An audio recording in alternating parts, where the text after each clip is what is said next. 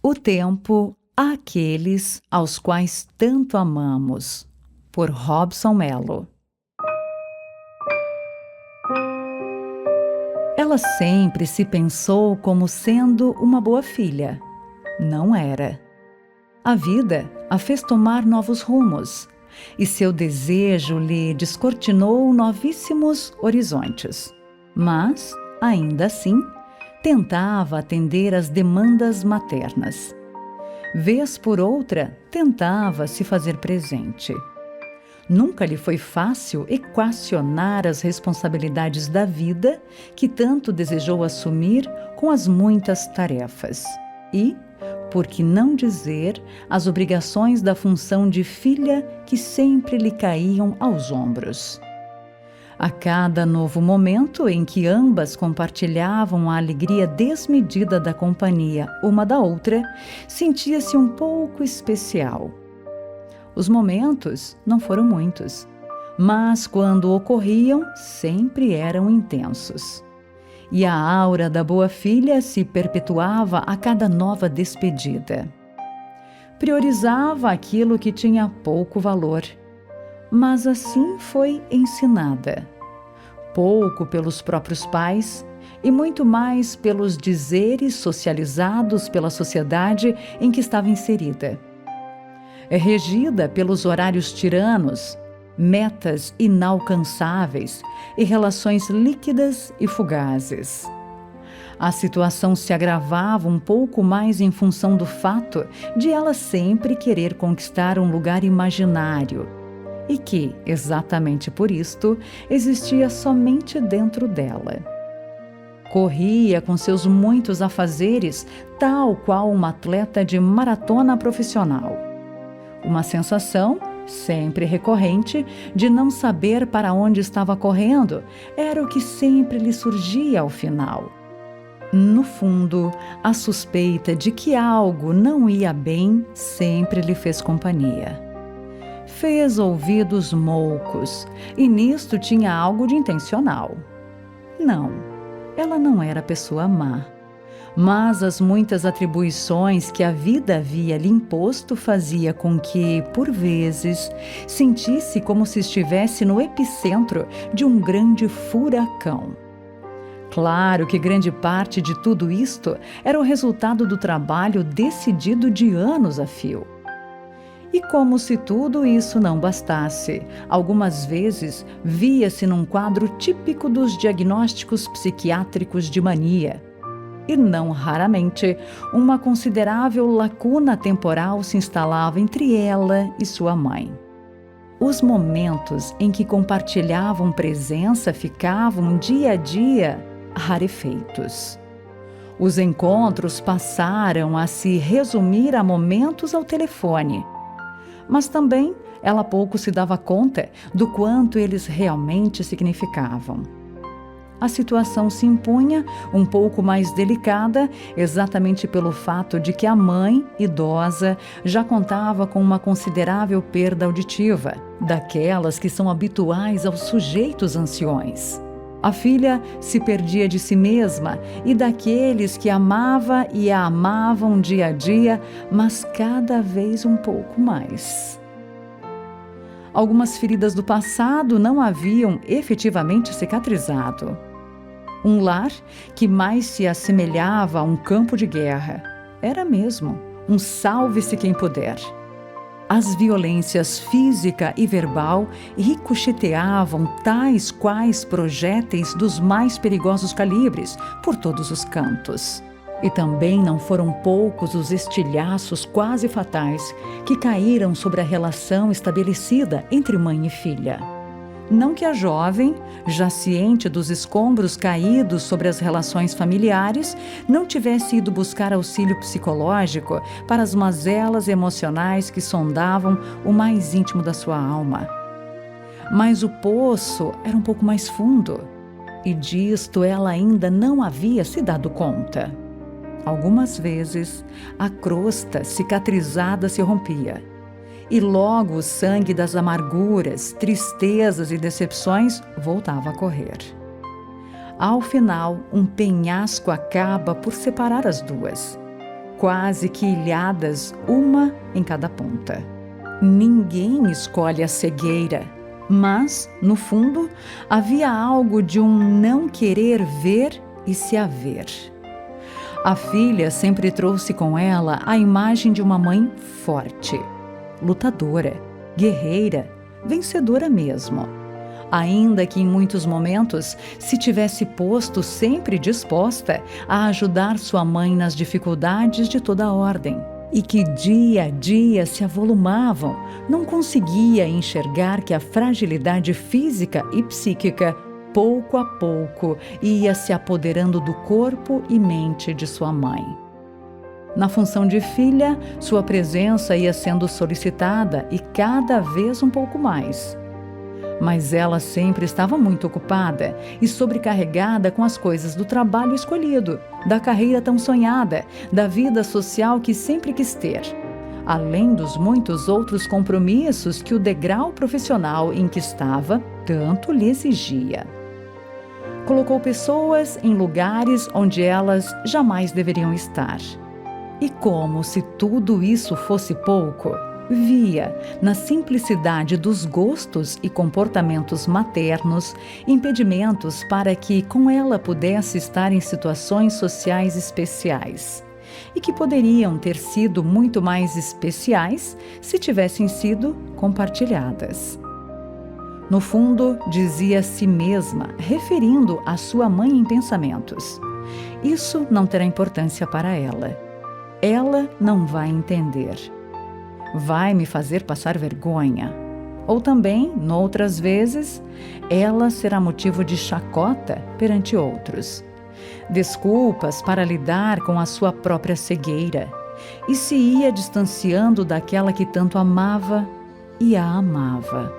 Ambas ficavam radiantes sempre que tinham oportunidade para estarem juntas. Mas estes momentos, vividos intensamente, também não foram potentes o suficiente para que sempre a filha pudesse se lembrar da importância que eles tinham e que sempre tiveram. E logo se voltava aos seus inúmeros afazeres profissionais. No passado, haviam sido muito próximas uma da outra, mesmo quase confidentes. Mas faltaram palavras para que a relação pudesse ter sido alçada a este patamar. Por outro lado, havia ainda muito silêncio e palavras que precisavam ser postas, faladas uma para a outra. Precisava ter havido espaço para o real reconhecimento das falhas, erros e insuficiências. E isto de ambos os lados.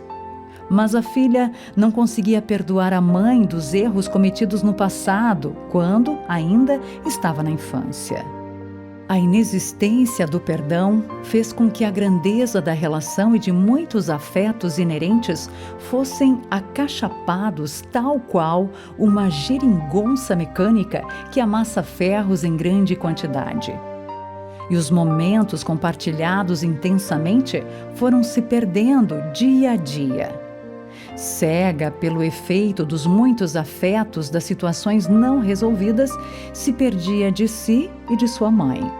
Sua mãe ainda apresentava muito vigor e disposição quando a filha teve de se mudar para um outro país para assumir importante tarefa profissional. E esta imagem, retida na memória no momento exato da despedida, seguia colada à rotina da filha. Tal foi que sequer se deu conta de que o tempo havia passado e que sua mãe já estava muito idosa e já lhe faltava força física para realizar muitas atividades. Também memória, audição e equilíbrio. Claro que se tratava de uma defesa daquelas do tipo que fazem com que não se enfrente a fragilidade dos pais e seu caminhar certeiro para a morte. O corre-corre da vida também a impedia de ver este destino a que os pais são inexoravelmente talhados. O tempo passou e a filha há pouco se dera conta dele. Sua mãe mudou e ela também pouco ou quase nada pôde perceber. A filha até que tentou driblar os efeitos do tempo sobre o corpo físico e emocional de sua mãe, com a sugestão de atividades culturais e físicas, mas pouco pôde. Afinal, o tempo é senhor. A situação foi se agravando e as responsabilidades e os afetos não resolvidos a impediam de realmente enxergar. Houve, sim, um tempo em que os encontros foram intensamente afetivos. E não foram poucos, mas que ao final foram engolidos pelas muitas tarefas e atribuições da vida profissional e pessoal da filha. Até a ligação telefônica já estava difícil de ocorrer. Com o contato reduzido, o tempo seguia seu destino sem volta. A dificuldade na comunicação seguiu deixando seus rastros tristes. A mãe teve de ser internada às pressas por motivo de doença grave, rara e fatal. Não que não tivessem havido queixas e pedidos de ajuda. Não que não tivessem havido algumas tentativas para que saúde pudesse ser recobrada. E o problema, então, erradicado. Houve sim, mas os mesmos inumeráveis horários tiranos, as metas inalcançáveis, as responsabilidades e os compromissos profissionais cotidianos, em conjunto com afetos não resolvidos dos tempos passados, impediram a filha de perceber o problema ainda em fase inicial. Como resultado de uma comunicação apressada e algo atravessada com o familiar, ainda assim, a filha conseguiu buscar um local para que, imediatamente, sua mãe pudesse ser internada. O desejo de cuidar da mãe sempre repousou na alma da filha. A mãe, agora doente e acamada em um leito hospitalar, um dia desejou ter uma filha para que esta dela pudesse cuidar. Houve um radical desencontro. Em cumprimento às exigências sanitárias inerentes à pandemia da Covid-19, as afastaram um pouco mais. O tratamento recebido não conseguiu dar conta de aplacar a doença. O quadro de saúde foi se agravando diariamente e cada vez um pouco mais. Certo dia, a filha recebe uma ligação da instituição hospitalar pedindo que comparecesse urgentemente. Fez ponte aérea e foi. Já não mais havia tempo para mudar. Após algumas paradas cardíacas, sua mãe não mais suportou. Logo no coração. A filha recobrou-se de uma força e ânimo os quais nunca tivera antes. Recebeu oferta de ajuda para os trâmites funerários. Quis e fez tudo sozinha. Enquanto isso, as muitas perguntas pairavam à sua mente. Como não pude perceber um quadro tão grave de saúde? Também não lhe saía dos pensamentos o fato de que sua mãe tivesse retido informações sobre a gravidade do seu quadro. Afinal, já desde algum tempo vinha realizando consultas médicas. Não menos, teria havido algum erro no tocante ao diagnóstico médico. Restavam mais perguntas do que respostas. Situação que sempre se impõe quando a morte nos apresenta sua face. Somente desta vez fez o tempo parar. Escolheu sua melhor roupa de cor sóbria e cortou seu cabelo. Queria estar à altura do momento derradeiro da despedida de alguém que tanto amou. Enfim, pôde parar para se despedir.